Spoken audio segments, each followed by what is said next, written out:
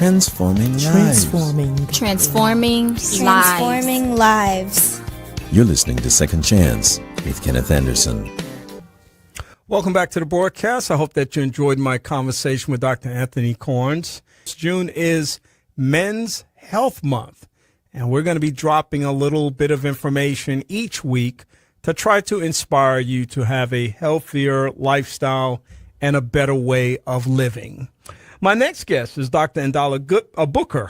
I almost called you Gooding because that's your maiden name, and that means we know each other.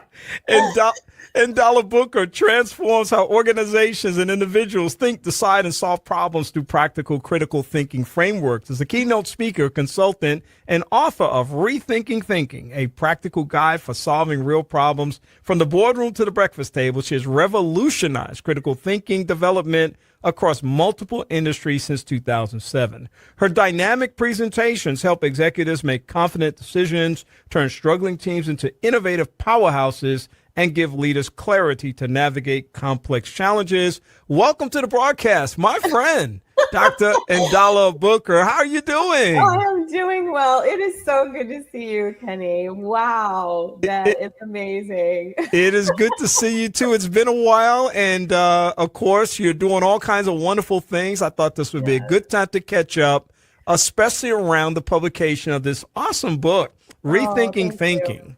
Thank you. So congratulations on the book. Thank you. I appreciate that. Talk to me a little. Listen, timing is everything, and let's just say it landed when it needed to.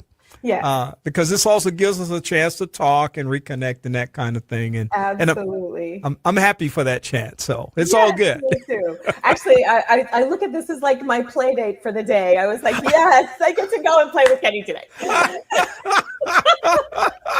That's all right. That's good. No. Rethinking Thinking. That's such a cool name for a book, first of all. And then, of course, you have the subtitle where you're saying a practical guide for solving real problems from the boardroom to the breakfast table. Talk to me a little bit about the genesis of this book and how you landed on such a cool title. Well, I think I have been using Rethinking Thinking for a lot of my presentations, and because that's really what I want people to do. I want them to think about their thinking. That's what, foundational metacognitive critical thinking is all about. So I was using that as a title for, a lot of my presentations, and I thought this might be really good for me to do for the book as well. The truth is, I didn't really want to write the book. No, I didn't. No, I didn't want to write a book. I watched my dad write 2 books, and I was like, I don't want to do this.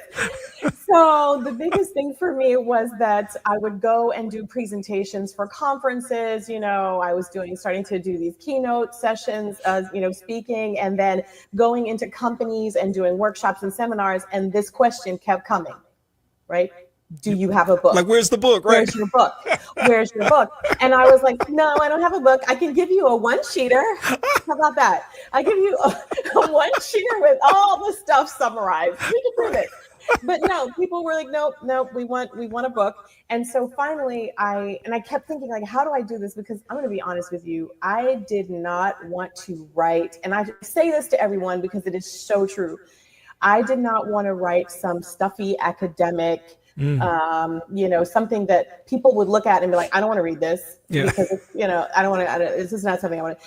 I wanted it to be something that people saw as a practical guide that they could use every day, no matter what they were doing. So, I've been working with executive teams, so CEOs and presidents of companies, but then I'm also working with, church groups or high school students and college students, undergrad, graduate level, and then professional world, like, I'm speaking over at Advent Health to a group of surgeons. So it's everybody, right? So there was no specific group. And I wanted to make sure that no one could say, this isn't for me. So that's why it's a practical guide from the boardroom to the breakfast table, because I really wanted for a CEO to be able to pick it up and find value in whatever challenges he was facing, and he could utilize it for that. And I also wanted the mom that was sitting at the dinner table with her kids trying to negotiate curfew. I wanted her to be able to use that as well. Yeah. So yeah, just for anyone. No, listen, that's great. And I'm excited about talking about some specific things that you have included, some specific gems that you have buried in this particular work that people can glean through and discover. I want to ask you this question first, though, to kick that conversation off. Okay. What do people generally get right about thinking, and what do people generally get wrong about thinking? I'm excited about this conversation because, again, my space is mental health. And the whole notion of metacognition is something that I've talked to people about for years. I've also tried to apply it to myself, thinking about thinking, and what does that mean? What do people what do people miss as it relates to that very essential skill? And what do people get right about it? So I think there are a couple of things. One of the things that people miss is I think we make assumptions about that term critical thinking, right? So I think that people don't think it's something you should use every day. I think that people believe that, and a lot of times when I speak to different audiences, I'll ask them, where was the first place you heard about critical thinking? And most of them will say either somewhere in high school or in college. And then I ask for a definition, and it's really hard for people to give me one. And I think what happens is we learn it in a silo of whatever it is that we're doing. So we'll learn it in whatever class we're in, whether it's English or psychology or, some science class that we're learning critical thinking in. And then we sort of walk out of the classroom and we leave the critical thinking back there because we think that that's where it's supposed to be applied. When in reality, you can use critical thinking to figure out which ketchup you want to buy at the grocery store, right? Or which grocery store you want to shop at. You can use critical thinking in everything that you're doing, and we should be, because foundationally, that's something we should all be doing. So I think what people miss is that it's for everyone. And not only that, but we have to understand how we think before we can really delve into higher conversations with other people, and not even higher order conversations, but just regular conversations. Like if I'm talking about politics, I need to know how I think and why I think the way I think. What kind of barriers are there in my thinking? Am I using certain filters or modes as I'm thinking through whatever this political conversation is? If I don't know that, then I could be going in at a disadvantage, going into a conversation at a disadvantage. So that's such a good example, and it opens up all these other areas that people perhaps find themselves challenging. You think about the conversations that one may have as it relates to matters of faith and how close that can be. And you talk about matters in terms of people who are in their process of personal and career development and how close that space might be and how critical it is, and I would even say essential, to have the kind of skill that opens up that space, but also creates a tremendous amount of self-awareness so that people kind of know I'm stepping into this in this particular, this is my headset right here. This is what I'm bringing to the table, because things that are said can now trigger, they can shut down, they can actually confine. I mean, that's such a good point that you just made. Oh, thanks. But the truth of the matter is that we have a lot of this prior knowledge, right? So everything that comes along with us based on who we are. And we utilize all of that stuff to think things through. And if we don't realize that there may be some things back there that aren't accurate, right? There may be some things back there that are misconceptions, beliefs that we have that may not be accurate. And then we utilize those things as we are moving forward in our lives. That's how we relate to everyone based on everything that we are, everything we come from, our perspective, our frame of reference.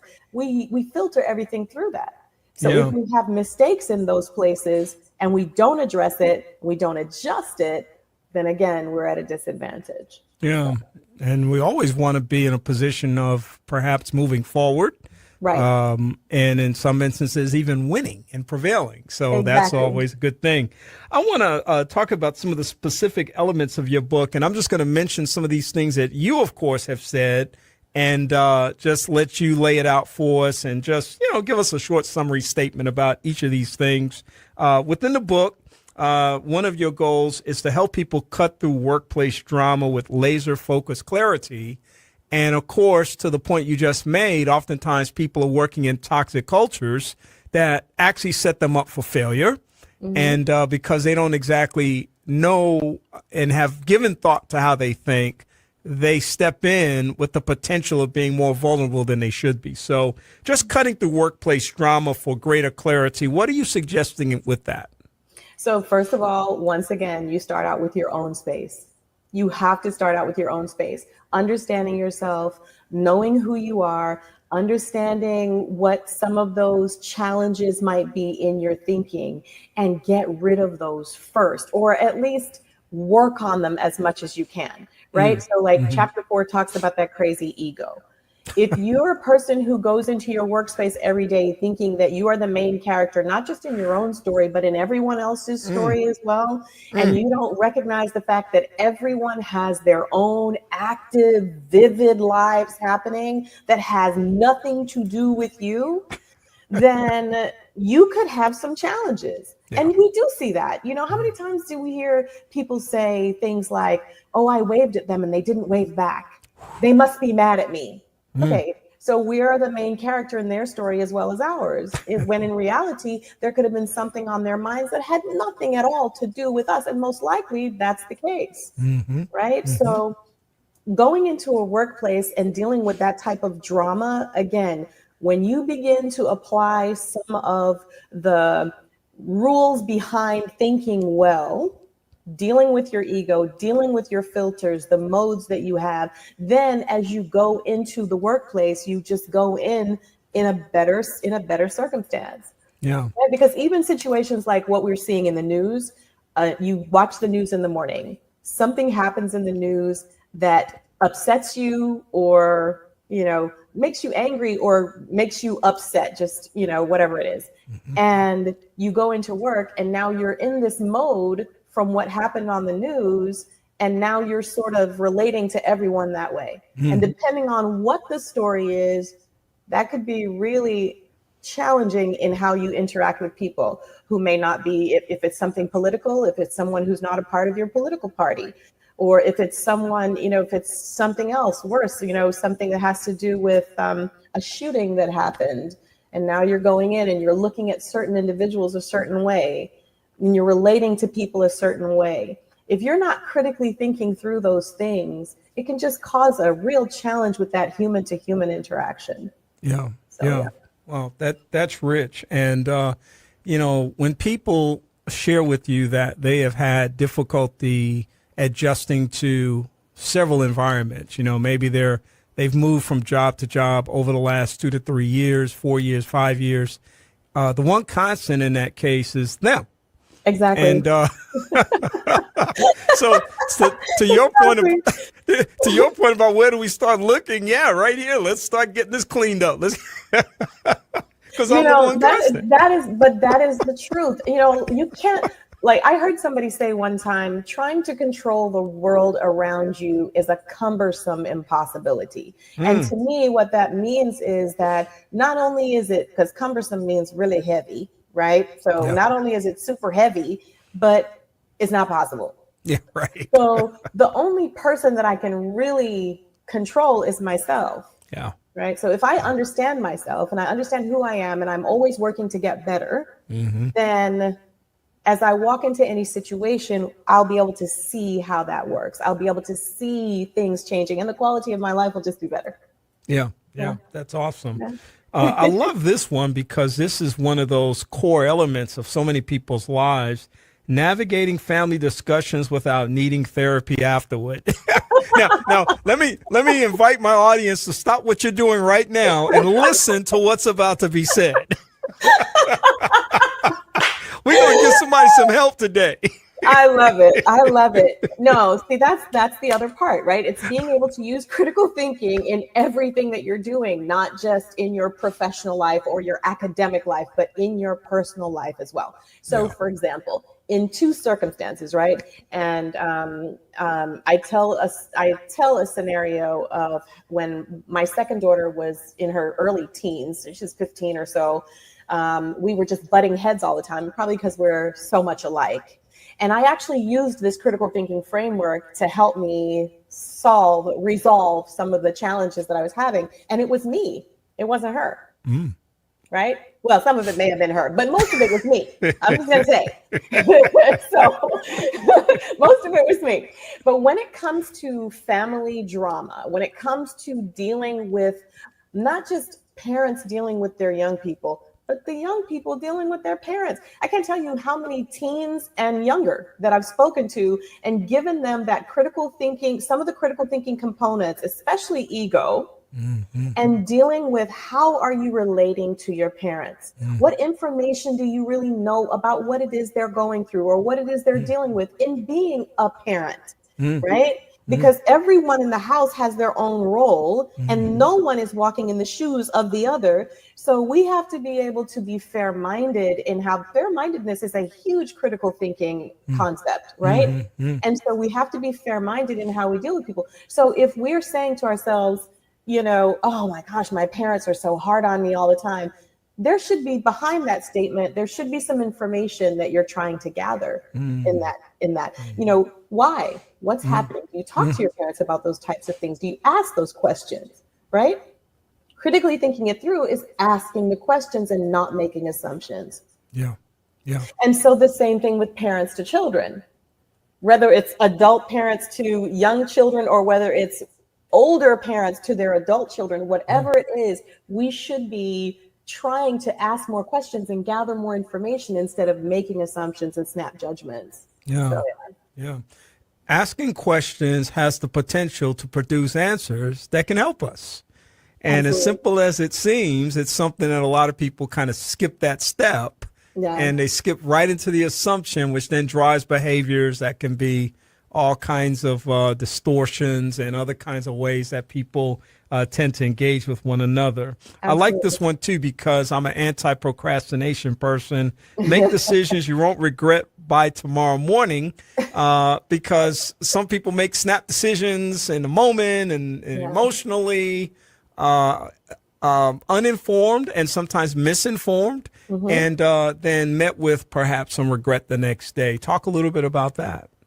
I think that the more you're thinking critically, the less mistakes you'll make. I don't think it will stop you from making mistakes, period. And I think that making mistakes are good for us. But I do believe that the more we think things through, especially when we use that one element of thought that has to do with consequence. Right? I think that when we, and not just with like, you know, we were raised being taught to do the right thing. Right. So I'm not talking necessarily about, you know, biblical principle and doing wrong things. I'm talking about just in our everyday steps. There's certain things that if we look at and we go, let me think about what the potential consequences of that might be, then it could stop us from doing something that we would then regret. So I'll give just a little bit away. So, and I'm getting ready to do a relationship workshop as well that has to do with critical thinking. But if you deal with just even being in or going into a relationship, there's certain things you should be asking yourself. And if you utilize the critical thinking framework, it can help you. So if you just start with purpose, like, Kenny, what's the purpose of a relationship? Right? So if you ask yourself that and you have an answer, so you should know, like, what is my purpose in being in a relationship? So my purpose is usually going to be X, Y, Z, right? If you're getting into the relationship and you don't see these things that are the X, Y, Z part, you know, I want to laugh. I want to be in a relationship where I can, you know, confide in this person. I can trust this person. We respect each other. We can grow together. We can, you know, all these different things. Not anywhere in there did I hear, I want to be crying all the time. I want to be mad all the time. You know, there's nowhere in there. It's not in that checklist, right? So if you're doing something and you are walking through this phase of going around the wheel and just checking, it will stop you from doing certain things. And you're like, oh, you know what? This does not match up to my critical thinking checklist that I have here. Mm-hmm. So it can really solve issues for you in that way as well, can clarify and help you map out what you need to do in your next step. Yeah, you said so many things today that people are grasping onto. And of course, they can go back and look at the live stream on Praise 90.1 FM on YouTube and Facebook. Please do it, folks. Share it. Let people know what's happening in this awesome life skills conversation that we're having right now, because we're really all about improving the quality of life, and everything that Dr. Booker has said this afternoon has done that for me, and I'm sure that it's doing that for you. One more thing here, because I'm watching the time, and this is not a one and done. I'm going to be checking your schedule again in the future to have you come back on and continue this conversation. So this is a real interesting one to me, because for me, this is where, as the old folks used to say, where the rubber meets the road. It's like at that point where something hits and you're like, oh, that's it right there. Understanding why people do what they do, including yourself, because it's real easy to point the finger at other people and blame and deflect. But understanding why you do what you do is probably even more important. Talk to me about that as we get ready to wrap it up. So, and thank you for this. This has been amazing. Understanding why you do what you do helps you. It gives you a little bit more humility and also a little bit more clarity on understanding why other people might be doing what they're doing. But the biggest part of it is just not making the assumption. Mm-hmm. Right. So we might say, well, I do this, and because I do this, that means that's why this person is doing it. And that might be completely untrue. Yeah. Right. Completely inaccurate. So we have to be careful. But knowing why we do things, I think that that's a key to helping us just live a much better life. Yep. Yeah. A huge key. Yeah. I think so, too. I mean, if there's one takeaway that I hope people have lots of takeaways, but if there's one thing people, since this is on the back end of the conversation, take away, it'd be like, maybe I haven't given enough thought to that, really having some deeper level of understanding that goes below the surface of my actions. People oftentimes, I think, are on autopilot in life, and they are not taking the time to process what they're doing, why they're doing it, and the outcomes, because there's always the input-output experience as it relates to our lives. And perhaps the way you get a better outcome is that you have a different input. That comes through some kind of personal assessment and evaluation. Absolutely. And that's so vitally important. Yep. And it's purposeful and intentional as well. It's purposeful and intentional. It's not living life on default, but being purposeful about living a better life. That's right. That's right. The book is Rethinking Thinking. I tell you, folks, I'm excited about it. I hope you are as well. And of course, we have to give people two things. We have to give them information about where they can perhaps find more about the book, and also how they can find out more about you, stay in touch with you, get connected with you, invite them to their next conference, et cetera, et cetera. How can that happen in this moment of opportunity? So you can always find me at NDALA.live. That's my website. So and NDALA Live, that's my brand. And so NDALA.live is where you can find out all kinds of stuff about me. And then you can find the book on Amazon, of course. And a lot of people are like, how? I'm like, just Rethinking Thinking NDALA. It pulls it right up. It pulls it right up. So you can find it there. And of course, I'm on all of the social medias, except I am no longer on Twitter, but I am on all the other social medias under NDALA Live as well. So yes. Fantastic. We'll drop that in the chat box so people can track you and find you and benefit from all of the wisdom that you've garnered over the years and that you're sharing with the world now. Dr. NDALA Booker, she is a wonderful person to connect with, and I'm so honored that she's taken time to be on my program, and even more honored that I get to call her friend. It's so good to see you. Thank you. It's so good to see you as well, and it really is my honor to be invited to be on the show. Thank you. You'll be back. I'll be back. Okay. Talk to you soon. Thanks, Kenny. All right. Okay. Bye-bye. Bye-bye. Dr. Ndala Booker. What a great way to wrap up the broadcast. I'm going to come back in just a moment and let you know about what's happening on next Sunday. I'm Kenny Anderson. It's Second Chance, and I hope that you're having an amazing afternoon. Perhaps you have some ideas, comments, or suggestions that you would like to share. Or perhaps you'd like to be a guest on the broadcast. We'd love to hear from you. Please feel free to email Kenny Anderson at mxlife@aol.com, or you can like us on the Second Chance Facebook page. That's 2ND Chance. And now, back to more of Second Chance with Kenny Anderson.